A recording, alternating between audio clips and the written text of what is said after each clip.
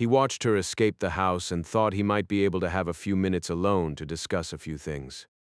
Brian walked around the side into the courtyard again, but couldn't find Madison anywhere. The space between them had to end. He couldn't stand it. She couldn't possibly think he'd be so mad that he'd harm her. Yes, she put her life in danger to save another. It bothered him, but that didn't explain why she had gone out of her way to avoid him. He'd always been one to meet his problems head-on. He'd do the same with this situation. Madison had to understand that she wouldn't be abandoned by him just because he disagreed with something she did. Brian. He turned toward the voice and nodded at Gabriel. As much as he enjoyed the other man's company, he really didn't have time for him. "Have you seen Madison?" Brian asked. Yeah, she's with Uriel. He said. "In the house? How did he miss her going back in?" Vivian told me they were in a tree, hiding. Apparently, it's a well-known secret they both hide out in the backyard. Of all the places to look, Brian knew he'd have never looked in a tree. They're both in a tree? Together? Gabriel shrugged. Madison is under the impression that you only want to protect her. "I do want to protect her," Brian said, confused at the random statement. Is that all you want? Brian couldn't begin to describe the overwhelming desire him experienced since he met Madison. All he wanted? Not in the least. He thought about her whether his eyes were open or closed. When he tried to concentrate on anything, his mind ran back to her like a lost sheep to its shepherd. Nothing in the world mattered more to him than her safety. But the emotions he had went beyond an angel protecting their ward. "She isn't my ward," he replied. Gabriel laughed. If I hadn't heard the train of thought you just rode, I'd never understand how you came to your answer. Dude, she's a chick. They like softer sentiments.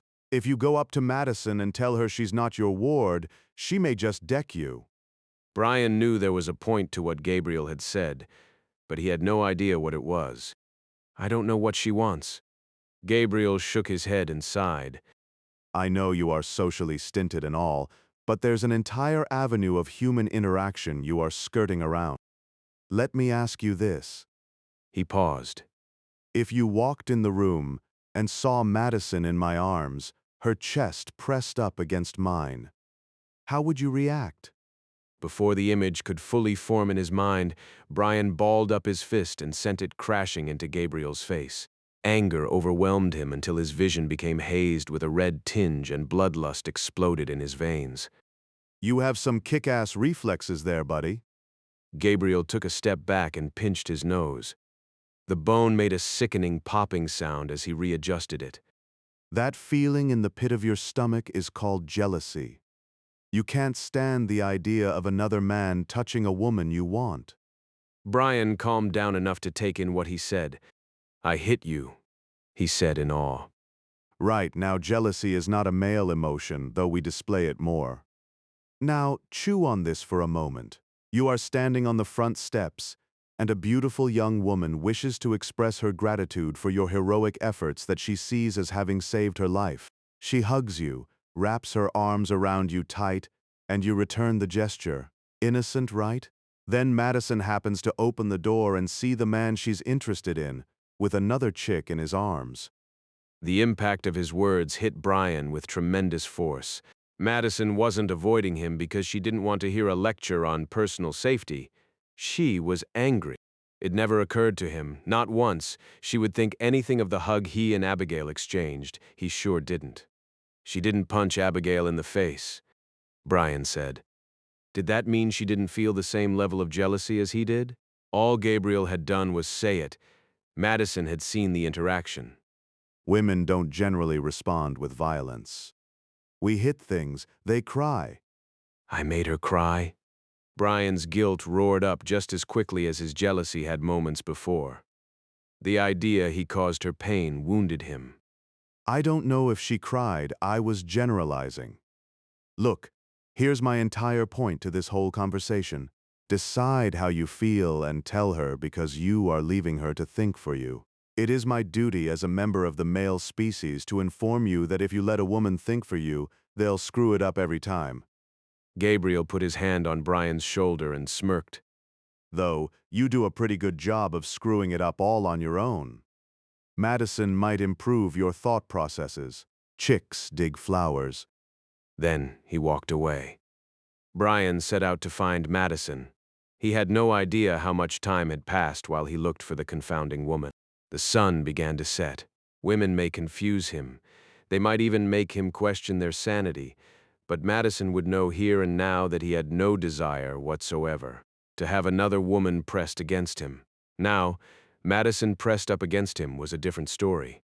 He arrived in the house and marched straight to her room. He lifted his hand to knock and decided against giving her the opportunity to hide. At least there were no trees in there. He put his hand on the doorknob and turned it. With a firm push, he opened the door and walked in. She gasped as he closed the door behind him. Brian's mouth fell open as he stared at her. His mind went blank at the sight of her in nothing but a white terrycloth towel, the soft curve of her shoulders that connected to the slope of her neck, her petite bare legs that ran down to her painted toenails. Her wet blonde hair lay against her head and he wanted nothing more than to touch her. Stop staring, She commanded.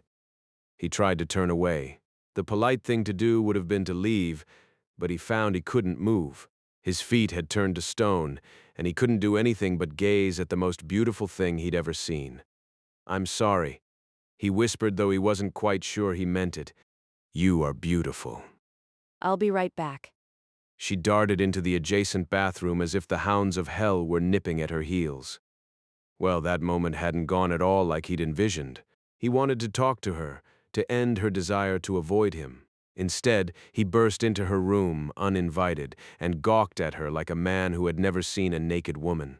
He'd seen them without their clothes on before, but none had ever held a candle to how spectacular Madison looked. She returned, to his dismay fully covered in a robe with a fluffy towel on her hair. "I'm sorry, I should have knocked," he said after his mind returned from its fogged state. That would have been the polite thing to do. What did you want? She asked as she began to dry her hair. You were avoiding me, and I couldn't stand it. If you are angry with me, yell at me. If you want, you can even punch me right in the nose. He could attest it worked quite well to release aggression. Oh, Brian, She sighed. I'm not mad at you. I just don't know what to think about us, or even if there is an us. Madison sat down on her bed. "Do you want there to be? An us, I mean." He asked and prayed she gave a positive response. Do you? She asked, "I want to spend the rest of my life making you smile. I would be content to hear your laughter as often as you saw fit to share it with me. I'll admit I have no experience with human relationships, but I know I would be very upset if you walked away from me and didn't look back." He should have brought her flowers. Gabriel said women liked them. Why didn't he bring flowers? That's the sweetest thing anyone has ever said to me. Her voice cracked as she spoke. To his dismay, tears fell from her eyes down her cheeks. He'd made her cry. What did he say wrong? The flowers? It had to be the flowers. "Please don't cry. I can get flowers." The wet sheen to her eyes disappeared as she blinked and looked up at him with a confused expression. Flowers? She asked. "Gabriel said women liked flowers and you got upset because Abigail hugged me." Madison laughed and the sound soothed him as nothing else could. Remind me to thank Gabriel for his guidance. I was more upset because I don't want to compete with someone who met you first. It would break my heart to have some woman come between us. If you two already had some connection, then I didn't want to be the woman who tried to ruin it. Gabriel's logic made much more sense. He had no idea what she meant. "Abigail is someone I met hours before I met you. I took her to the hospital to ensure nothing else would happen to her." So, you don't have feelings for her? Madison asked. "I think of her as I would one of my wards." Is that what you think of me? "You are not my ward."